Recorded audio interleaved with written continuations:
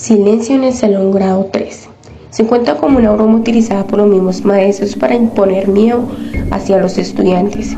Según cuenta la historia, es que a medida en que el Colegio Nueva Juventud crecía, el nombre más eran los problemas para la rectora de la institución.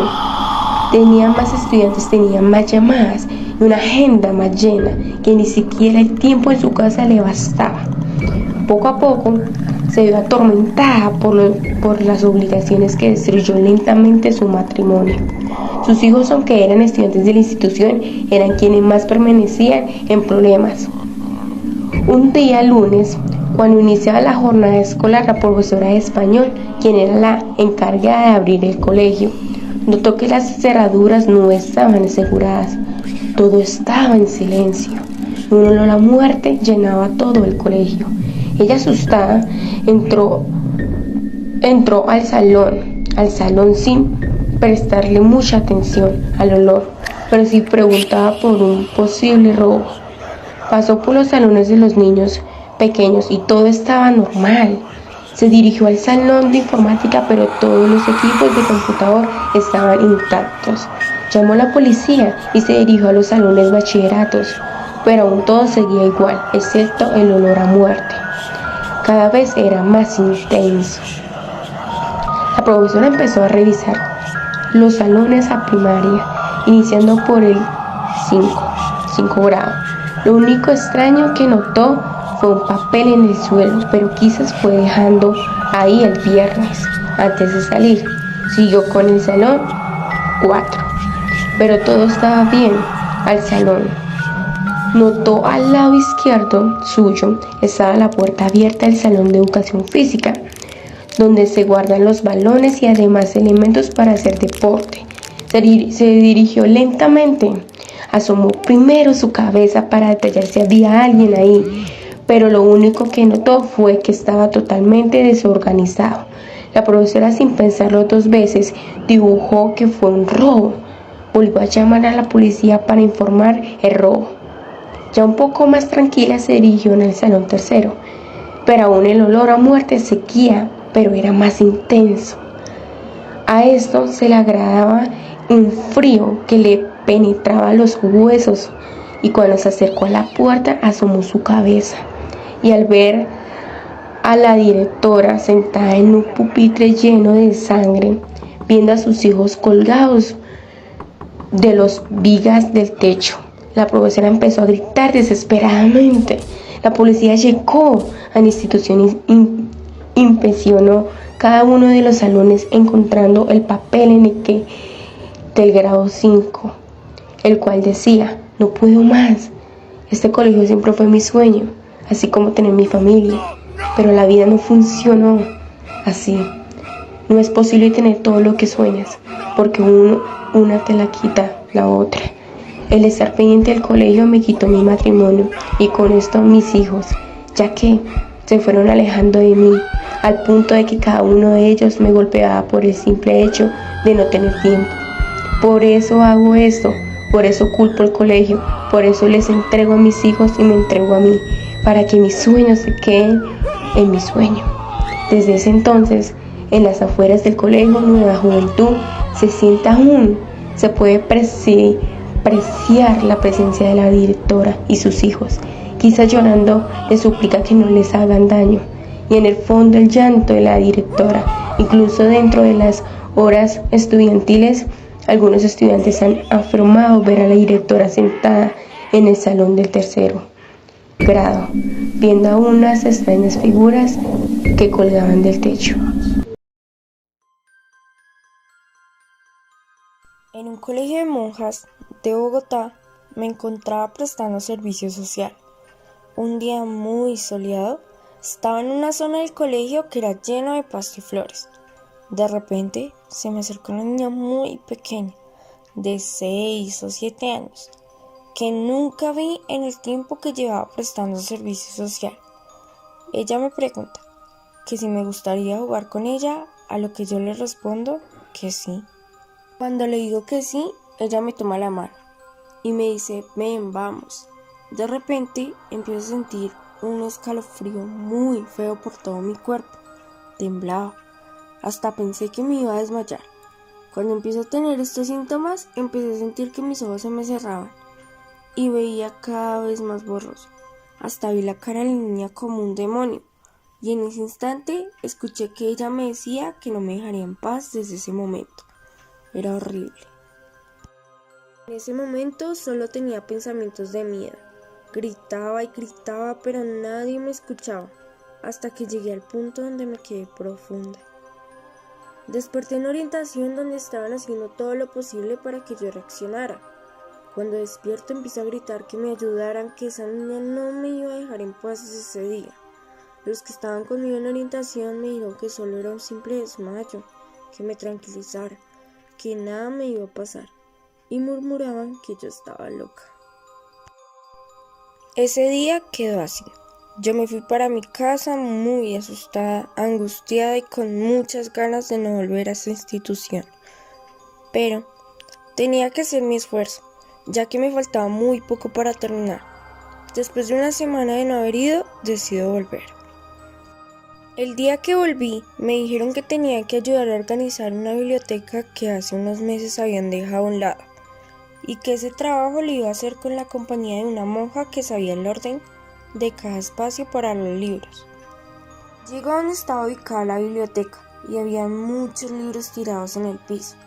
Yo decidí acomodarlos mientras llegaba la monja. Cuando me agaché a recoger unos libros, alguien me empuja muy fuerte hacia adelante. Miro hacia atrás y no era nadie. La puerta se cerró muy fuerte y empiezan a escucharse risas muy tenebrosas y un susurro que decía: "No te olvides de mí, te dije que no te dejaría en paz". Me entró el pánico, porque en ese instante me llegó a la mente el momento tan tenebroso que había pasado en esa institución. De repente llega la monja, que me iba a acompañar para realizar el trabajo asignado.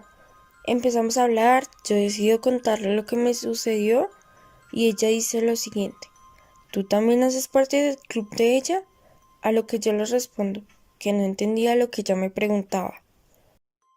Empieza a contarme una historia que ha pasado con una niña pequeña de la institución que vivía con sus padres, pero ellos habían fallecido.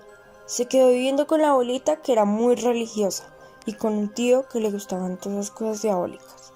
El tío practicaba esas cosas malas en la casa y un día decidió practicar con la niña. Desde ese día la niña cambió bastante.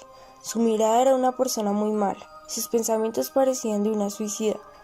En ese momento la abuelita decide meterla a un colegio de monjas, donde le hicieron varios intentos de sacarle los demonios, y pudieron. La niña cambió, era dulce, cariñosa, tenía pensamientos de una niña, pero la niña le contaba a su abuela que alguien la perseguía, y le decía que no la iba a dejar en paz hasta que se la llevara. También la asustaban constantemente. Un día la niña resultó muerta en la zona del colegio, donde hay mucho pasto y flores, y nunca se supo el por qué había fallecido. Murmuraban que los mismos espíritus malos eran los que la habían matado, ya que eran muy fuertes. Desde ese momento dicen que la niña no deja en paz a nadie, y siempre asusta a las personas que están en esa institución. Decidió salir de esa institución y asistió varias veces a la iglesia para que esos espíritus malos no me hicieran más daño. Y desde ese momento no volví a saber más de esa institución, ni de ese espíritu malo que me perseguía. La casa de mi abuelo y yo era una casa muy hermosa de 3 pisos, la cual fue construida en un cementerio. Cuando comenzamos a construirla, al abrir los huecos de los cementerios encontramos bóvedas con restos de huesos humanos, los cuales desenterramos y botamos. Día tras día encontrábamos más restos humanos. Al transcurrir los días comenzamos a notar cosas extrañas. Las herramientas se desaparecían. Se les preguntó a los obreros si algunos sabían dónde estaban, y su respuesta fue un no. En ese momento nos preocupamos porque lo que se pensaba era que ellos sabían en dónde estaban las herramientas. Un obrero llamado Pal, con ojos grandes, de color café y pelo castaño, con piel canela y fría como la nieve, le dijo a mi abuelo que había visto una sombra con cara de susto. Mi abuelo no le dio importancia en absoluto. Los obreros estaban asustados por lo que había dicho Paul. Fue bastante tenebroso para los obreros. Ellos construían normal la casa, siguieron saliendo con cosas muy raras en la casa. Vimos una muñeca moverse, era algo fatal. La casa ya estaba construida, pero yo era la que estaba aterrorizada, porque la muñeca asomaba en un agujero que había dejado uno de los obreros abierto. Una vez yo miré en el agujero y se movió la muñeca y le dije a mi abuelo y él no veía nada. Yo no sabía a quién más contarle con susto grande en la cabeza y no sabía qué hacer. Me preocupé tanto que fui a dormir y la muñeca estaba a mi lado. Y me cogió a golpes y me botó por las escaleras. Estaba botada en el piso sangrando. Llegó una vecina y me contó una historia que había pasado en esta misma casa, pero la que destruyeron. Mi vecina me dijo que aquí vivía mucha gente antes, pero había un agujero que los hacía matar. Mucha familia murió aquí. La niña preguntó, ¿qué pasó con la casa? La mujer respondió, la destruyeron para que no hubieran más muertes. La vecina se fue y la niña quedó muy asustada. Al día siguiente, su abuelo se fue a la tienda y la niña quedó sola en casa. La niña volvió a mirar el agujero, aterrorizada, y la muñeca fea y ensangrentada se movió, salió del hueco y la mató a la niña. El abuelo llegó y la vio en el piso muy asustada, creyendo la verdad de lo que le había dicho la niña. Del agujero, el abuelo muy triste le hizo su funeral de su... Buenas noches. El día de hoy les voy a narrar una historia de terror llamada Los baños del colegio. En una ocasión, unos niños de tercero me pidieron el favor de que fuera al baño porque sentían algo raro, sentían un espíritu maligno. Era el baño de niñas. Yo estaba en el servicio social. Yo los miré y me reí porque estábamos en pleno día. Era imposible que un espíritu maligno acostumbrara a aparecer de día. Cuando decidí entrar, los niños estaban asustados realmente. Los niños me esperaron en el pasillo del primer piso. Cerca de la cafetería, yo les pregunté que por qué usaban ese baño, si ellos tenían que usar otros baños que estaban más cerca. Me dijeron que sintieron la necesidad de ir a ese baño. Cuando entré a la puerta, se cerró sola y con muchísima fuerza, como para creer que un niño de tercer grado lo hubiera hecho. De pronto, siento un ambiente muy frío y cálido a la vez, un ambiente espeso, y me costaba mucho concentrarme y mantenerme despierto. Sentía que me iba durmiendo poco a poco, hasta el punto en el que mis párpados se cansaron y finalmente me dormí de pie. Cuando desperté, me sentí atado, pero podía mover los ojos y logré ver que no había nada de cuerdas en mí, ni cinta que me amarraba. Cuando logro mover el pie, siento que una sensación de adormecimiento. A los pocos minutos me pude parar, pero estaba muy mareado. Iba a salir corriendo, pero estaba muy débil para hacerlo. Hice mi mayor esfuerzo para mover, pero me sentía muy cansado. Luego miro adentro de los baños y veo a una niña sola.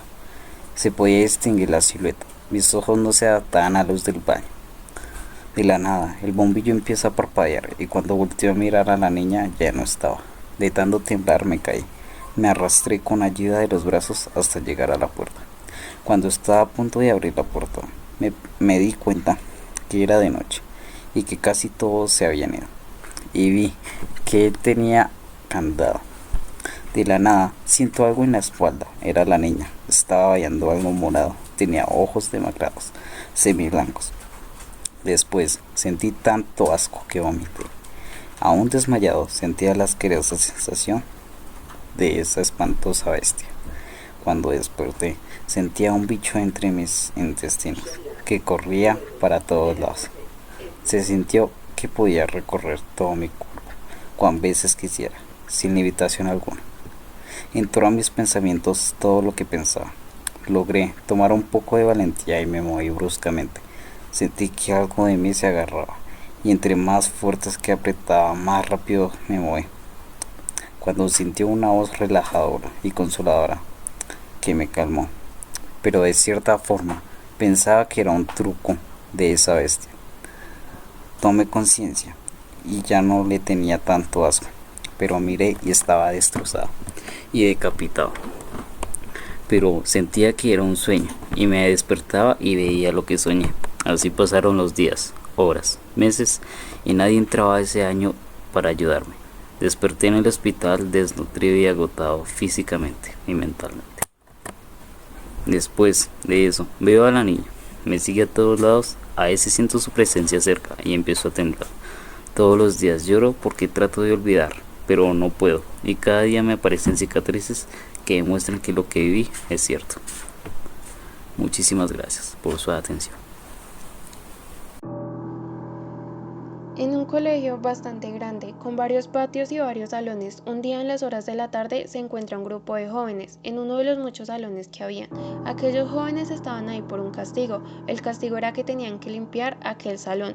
Cuando estos jóvenes estaban limpiando, descubren algo muy extraño: unos cuadernos con diferentes notas, varios signos, ritos y cultos satánicos son los componentes. Entre todo esto también se encontraron con una tabla, pero esta no era cualquier tabla, sin conocimiento alguno de cuál era el significado de esta, pero con la curiosidad despierta deciden tomarse un tiempo para investigar. Sabiendo que al siguiente día continuaba el castigo, deciden indagar y preguntar el porqué de todo esto. Al siguiente día, en las horas de la tarde, comparten la información que encontraron. La tabla ya tenía nombre, Ouija, y era utilizada para abrir portales entre el mundo de los vivos y de los muertos. Sabiendo ya el proceso y el para qué de todo esto, deciden entrar en un juego que para ellos inocente puede ser un gran peligro. Al tercer día, ellos llevaron todo lo que necesitaban para jugar con esta, como velas, etc. Pasaron los días y nadie se dio cuenta, ya que el colegio era demasiado grande. Se cuenta que ellos jugaron muchas veces, pero que la última vez que lo hicieron olvidaron cerrar el portal. Como ellos pensaron que era solo un juego y como el castigo terminó, no volvieron a tocar el tema. Sin embargo, entre ellos se encontraba un chico de estatura pequeña que con el pasar de los días se fue viendo afectado por emociones y sentimientos inexplicables que lo fueron orillando a una situación de desesperanza y muerte. Es de saberse que este tipo de espíritus o entidades acechan a las personas más débiles emocionalmente. El final de este chico aún no tiene explicación. Lo único realmente verdadero es que hay cosas de las que es mejor no saber. Al enterarse de esto, la institución no pudo dar una explicación coherente, pero por seguridad de otros estudiantes, el salón fue cerrado y las cosas que allí se encontraron fueron quemadas. Hasta el momento el tema no se ha vuelto a tocar. Sin embargo, la curiosidad del ser humano es más grande y el querer obtener respuestas es casi una necesidad. Se cuenta que su hermano sí seguía jugando y buscando información día tras día. Val era un buen chico. Algunos decían que hablaba solo. A nadie le importaba. Sabían lo que había sufrido. Trataban de no molestarlo ni acercarse. Y ahí aparezco yo. Era nueva y por ende no conocía a nadie. Así que me acerqué. Él se notó extrañado, pero por mi saludo. Insistí hasta que por fin recibí un saludo a cambio. Decidí que me haría amiga del chico extraño. Igual, no tenía nada que perder. Sabía que el siguiente año cambiaría de colegio. En fin, no me le despegué del lado por el resto del día. A él, al parecer, no le molestó mi comportamiento. Y así pasó. De pronto, al juntarme con él, me convertí en una persona invisible. Nadie me hablaba, hasta que por fin este chico extraño me dirigió la palabra. ¿Sabes que nadie te va a hablar si estás al lado mío? Estoy consciente. Respondí asombrada de la hermosa voz que salía de los labios del chico. ¿Por qué te ignoran? Pregunté por fin, aún extasiada de su voz. Han pasado cosas malas, dijo con crudeza, volteando su rostro hacia mí. No me gusta hablar mucho de eso. ¿Puedo ser tu amiga? ¿O al menos puedo charlar contigo? Mis intenciones, en primer lugar, estaban enfocadas en tener un amigo y escuchar esa voz tan... No lo sé. Era tan atrapante y sus ojos color marrón. Era delgado y alto. Sin duda era muy atractivo. Entonces, ¿por qué nadie lo notaba? ¿Cómo lo ignoraban si era exageradamente bello? Pero había algo en su mirada que me decía que quería desahogarse. Y quería escucharlo. La mayor parte del tiempo lo veía con un cubo Rubik. Nunca fui buena con esas cosas, pero era un buen pretexto para hablar con él. ¿Qué es eso? Pregunté como si me hubiera trazado una era. Es un cubo, respondí algo burlón. Era obvio que no había escogido la mejor pregunta para iniciar la conversación. ¿Y cómo se utiliza? Pregunté, aún arrepentida por haber preguntado algo tan estúpido. La meta es colocar todos los cubitos del mismo color en cada cara del cubo, comenzó a decir. Y así siguió la conversación el resto del día. Durante clases me hacía la torpe solo para poder hablarle, hasta que sin querer vi su cuaderno. Habían garabatos extraños de un niño, que aparecía en cada página. Cada dibujo contaba un suceso. Era como si los dibujos me contaran una historia, pero no sobre él. ¿Quién es?, pregunté angustiada por el último dibujo que vi. No es nadie, dijo severo y cerrando el cuaderno de golpe. ¿Quién es? ¿Qué ocultas?, pregunté insistente. Quería saber e iba a saber. Me estaba cansando de que cada vez que le preguntaba algo sobre él me cambiara el tema tan súbitamente. Deja de insistir. No lo voy a hacer hasta que me respondas. Nadie te dirá nada, me dijo de forma grave. Sea lo que sea que estés escondiendo, lo voy a averiguar, dije indignada y furiosa. ¿Qué me ocultaba? Literalmente era la única persona con la que hablaba. ¿Por qué es así? ¿Qué oculta? ¿Por qué no me quiere decir? ¿Es demasiado grave como para que me lo oculte? Eran un sinfín de preguntas que tenía, pero estaba decidida a saberlo. Una mañana decidida llegué al colegio, pero en vez de ir directamente donde estaba él, me dirigí hacia la sala de profesores. Y le pregunté a una profesora que estaba sentada en una esquina. Buenos días, profesora. Saludé intentando ocultar toda la adrenalina que estaba sintiendo. Buenos días. ¿Le puedo ayudar en algo?, respondió después de unos segundos que se percatara de mi presencia. Sí, señora. Quiero preguntar sobre un estudiante, Val Delby, del curso 10º. Pregunté inquieta. En unas vacaciones que tuvo con su familia fueron a unas cuevas. El hermano mayor no quiso ir a las cuevas solo, así que se llevó a su hermano menor, un pequeño de 10 años. Juntos comenzaron a adentrarse en las profundidades de la cueva, pero la cueva comenzó a derrumbarse. El hermano mayor, al ver esto, quiso sacar a su hermanito, pero no lo encontró. Duró 2 días encerrado, Val con el cadáver de su hermano menor pidiéndole perdón por haberlo llevado allí. Cuando lo sacaron de la cueva tuvieron que llevarlo al psicólogo, pues el muchacho comenzó a tener comportamientos extraños. Al rato lo veían hablar solo, cambios de humor bruscos y pasaba de una dulce mirada a una mirada perturbada. Quedé perpleja al escuchar la historia y le agradecí a la profesora, y decidí ir a enfrentarlo. Hola, dije intentando no ser tan directa. Hola, respondió mirándome a los ojos con un vacío aterrador. Ya sé quién es el niño. Lo siento, no lo sabía. Si tan solo me lo hubieras dicho. Se quedó mirándome hasta que por fin dijo. Lo veo, en cada lugar, en las sombras, mirándome con odio. En vez de ver la sombra de la persona que tengo al frente, veo a un niño. Y no sé cómo, pero siento que me mira fijamente. Lo veo, en cada lugar, en las sombras, mirándome con odio. En vez de ver la sombra de la persona que tengo al frente, veo a un niño. Y no sé cómo, pero siento que me mira fijamente. En la cueva él estaba conmigo.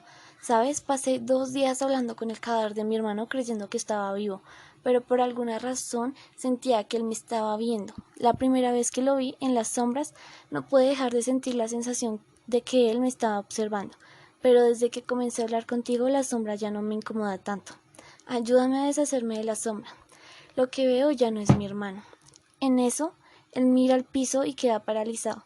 Mira hacia la dirección a la que veía, no había nada. Todo era un trauma que tenía. Durante el resto del año intenté convencerlo de que no había nada y de que su hermano no lo culpaba. Unos meses antes de salir definitivamente del colegio le dije que le ayudaría hasta donde yo pudiera para convencerlo de que tal sombra no era real. El último día de clase decidí hablar con él. No volveré el siguiente año. Por favor, discúlpame por no poder estar el siguiente año. Recuerda que la sombra no es real y si necesitas ayuda, llámame. Gracias por ser mi amiga. Que te vaya bien. Fue lo último que me dijo con un abrazo y se fue por los pasillos. Cuando se fue, volteé a ver mi sombra, pero en vez de ver mi sombra vi la sombra de un niño que estaba mirando hacia la dirección de donde Val se había ido. Pero en ese momento el niño volteó la cabeza hacia mí y sentí como alguien acariciaba mi cabello y se reía. Sentí un escalofrío terrible. Cuando parpadeé, ya no estaba la sombra del niño. Y Val siguió siendo un chico tranquilo e inteligente. Y según lo que me han dicho, ya no ve la sombra. Esta historia, aunque no la crean, fue real. Recuerdo ese día viernes 13 de marzo de 2020. Me encontraba en el colegio. Cursábamos de grado octavo. Íbamos con un amigo, una exnovia mía y su mejor amiga. no decidió contar el nombre de ellos. Ellas nos pidieron que las acompañáramos a rectoría. Decidimos acompañarlas.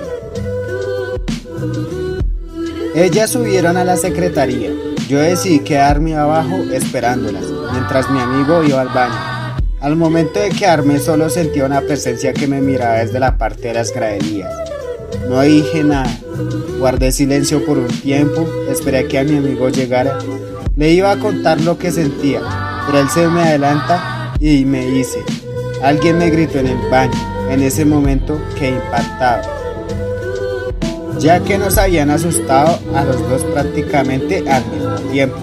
No le comenté nada a nadie de la presencia que me miraba. Salieron ellas y nos disponíamos a subir al tercer piso. La mejor amiga de mi ex dice: voy a entrar al baño. Me recuerdo muy bien la cara que hicimos con mi amigo. De repente escucho a mi ex: ¡ayuda! ¿Qué es esa mierda? Recuerdo que ellas nos abrazaron, lloraban del miedo y nos dijeron: parce, hay algo en ese baño. Me dice mi amigo: entremos a ese baño, arriesguémonos. Miré a las chicas y les dije: mis princesas, quédense acá. Y nosotros entramos a ese baño. Esa energía que se sentía era muy horrible, por así decirlo. Yo al entrar vi en el espejo la imagen de una niña con el uniforme del colegio, con la cara agachada, y su cabello cubría su rostro. No sé cómo salimos de allí. Mis piernas temblaban, mi cuerpo sudaba y sentí un frío inmenso. Miré a mi amigo y no faltaron palabras para saber que él estaba al igual que yo, muertos de miedo. Esa jornada se me hizo eterna. Al sonar el timbre de las 12:20 del mediodía, los cuatro salimos. El silencio nos invadió por completo. Ninguno quería hablar de lo que vivimos. Llegué a casa y pensé que el tema ya iba a ser olvidado, pero fue al contrario. Fue el fin de semana más amargo que he vivido. Esas 3 noches, al tratar de conciliar el sueño, volví a mi mente aquella imagen. Volví el lunes al colegio y decidimos hablar con los profesores, pero nadie nos creyó. Nos dijeron que era invento de nosotros, que era el producto de hacer supuestos juegos de brujería y que eran solo excusas para no recibir clases. Sé que en mi conciencia todo fue real y que nunca he realizado aquellas prácticas, pues la verdad el temor no me deja. Y aunque todo quedó así, mis compañeros cambiaron de colegio. Y aunque yo quise también cambiarme, no fue posible. Pero cada viernes 13, a mí el miedo me invade nuevamente, como si hubiera sido aquel viernes 13 de marzo de 2020. La historia de la niña del cuarto del aseo. Una vez hace mucho tiempo estudiaba en Santa Bárbara de los Altos. Era un colegio muy conocido y bonito, pero también privado. Cabe recalcar que estudié ahí como becada y fui feliz siendo la primera estudiante becada de ese colegio. Pero siempre se rumoraba que el señor del aseo, don Guillermo, era un señor muy honrado, pero viejo, morboso, y muchas veces se intentaba sobrepasar con muchas niñas. Y no era normal. Normalmente el horario era de 7 a 3 p.m. y de 3 p.m. a 8 p.m. Estudiaba con mis compañeros como normalmente lo hacíamos. Pero siempre que queríamos ir al baño muchas veces nos daba mucho miedo, ya que el señor don Guillermo muchas veces pedía el cambio con la señora Clarita para ir a los baños. Siempre era como que sí o sí él tenía que ir, y la señora Clarita muchas veces accedía, ya que le tocaba muy duro, terminaba demasiado cansada. Cuando nos tocaba química y español era cuando menos nos dejaban descansar, porque no podíamos salir al baño hasta después de terminar clases. Y en el descanso era el único momento en el que podíamos descansar. Teníamos un grupo de amigos demasiado grande, nos entendíamos mucho entre todos, pero había muchos de nosotros que realizaban brujería blanca, brujería negra y muchos otros consumían muchos tipos de sustancias. En esos tipos de colegio se veían muchas cosas y eso que era privado y más reconocido a nivel nacional. Cuando llegó la temporada de las lluvias, eso fue como a finales de abril. siempre llovía, entonces era donde más teníamos que tener más cuidado a salir porque bajábamos por unas escaleras, entonces el riesgo de caernos era peligroso. Y para finales de abril llegó una compañera llamada Ana. Ana era muy buena académicamente, tenía casi que el mismo intelecto que yo y otros compañeros, entonces había mucha competencia, claro, pero Ana actuaba de una manera rara, muchas veces tenía muchos pensamientos homicidas, de soledad, de un vacío emocional tan grande que se sentía a metros, pero eso no quitaba lo inteligente que era. Pasando 2 meses, Ana empezó a entablar cierta relación conmigo, no amorosa, más de amistad, empezó a abrirse más conmigo, a ser más apegada a mí y eso estaba bien, estaba feliz de tenerla a mi lado. Era casi que mi mejor amiga. Ana era de un estatus muy alto y con mucha facilidad podía hacer todo lo que ella quisiera, pero ella me decía que la plata sí era eficiente en la vida, pero que le hubiera gustado pasar tiempo con sus papás, cosa que nunca se podía porque siempre estaban trabajando. Los papás de Ana me conocían y les caía muy bien, al igual que ellos a mí, eran un amor. Lástima que no pasaron el suficiente tiempo con Ana. Ana y los papás normalmente me regalaban cosas, igual que Ana muchas veces me dio. Muchas veces me dio pena, creía yo que me tomarían como interesada, pero ellos decían que no, que era un gusto, porque a ellos les gustaba ayudar a gente que no tuviese tanto, y Ana también opinaba igual. Después de un tiempo se volvieron parte de mi diario vivir, y como mi otra familia que nunca tuve. Mi mamá estaba muy agradecida con ellos. Una vez a Ana la noté demasiado rara, no era la misma de antes, estaba distante, no me habló como comúnmente lo hacía. Le hice varios llamados pero no respondió, pero sí le vi ciertos moretones, pero le preguntaba y nunca me respondía el por qué los tenía. De una semana hacia acá, Ana, mi mejor amiga, mi hermana de otra madre, se alejó sin rumbo fin, sin decirme el porqué de las cosas. De lo que sí vi con mis propios ojos fue que el señor del aseo, don Guillermo, la entró una vez a fuerzas al cuarto del aseo. Y Ana le peleaba, pero no sabía el por qué. Dejé pasar ese suceso, pero una vez en las clases que tomábamos de noche, Ana salió y se fue. Regresó, pero mal, como muy débil, no la notaba bien. En serio no estaba bien, ya casi que todos se habían ido, pero yo simplemente la quise esperar. Le pregunté qué había pasado, al principio le dio muchas vueltas al asunto, pero me lo dijo todo. Ana me dijo: Sarita, no olvides lo mucho que te amo, pero en serio ya no puedo aguantar este cargo y este peso y remordimiento tan grande que tengo.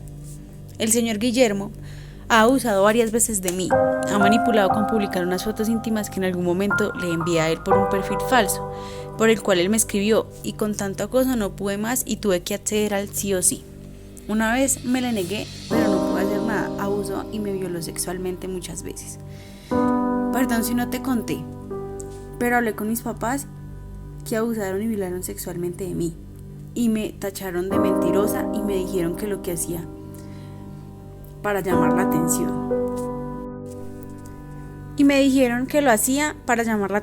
Me dolió mucho que no creyeran en mí y pensé que tú tampoco creerías en mí. Sarita lloró y no dijo ni una sola palabra. Le pidió miles de veces disculpas por no haber estado ahí y lloró en cantidad. Y le dijo muchas cosas positivas y consoló mucho a Ana. Le dijo que todo estaría y que jamás dudará de contarle algo, porque Sarita siempre estaría para Ana. Después de eso, Ana y Sarita fueron a su casa. Después de ahí, Ana se fue. Sarita, confiando en que iba para su casa, confió tranquila, sin saber que su querida mejor amiga se suicidaría en el cuarto del aseo, y dejó una carta diciéndole a Sara: Mi querida Sara, no olvides lo mucho que te he amado y que te amé. Gracias por tan incondicional apoyo que me diste en mi vida. Quería seguir, pero colapsé y no pude más. Espero puedas seguir tu vida y siempre que vayas a ver los hermosos paisajes, acuérdate de mí. Con todo el amor, Ana. Fue tanto el dolor que Sara tuvo por varios meses guardados y por varios meses en su corazón hasta que decidió seguir adelante, pero con el recuerdo presente de su todo, Ana. Quedó la alma en pena que tanto era así que don Guillermo se tuvo que ir. Se rumoreaba que cada noche antes de irse la alma en pena de Ana lo atormentaba, y decían que cada noche, a una hora exacta, muchos estudiantes veían a Ana divagando por el colegio. Sarita la recordó viendo los hermosos paisajes. También decían que Sarita más de una vez vio a Sara. Ahora, actualmente, los papás de Ana siguen con Sara luchando porque se haga justicia por su mejor amiga, pero Ana sigue en pena.